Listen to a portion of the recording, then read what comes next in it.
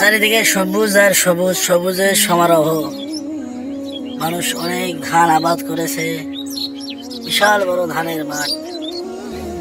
এ সকল ধান পাকবে, পাকার পর কৃষকেরা ঘরে তুলবে, সেই ধান চলে যাবে শহরে। কৃষকের খাওয়ার হলো না। বিশাল মাঠ, ধানের মাঠ। আমরা কৃষকেরা কষ্ট করে ধান আবাদ করি, সেই ধান বড় লোকেরা খায় ফেলায়।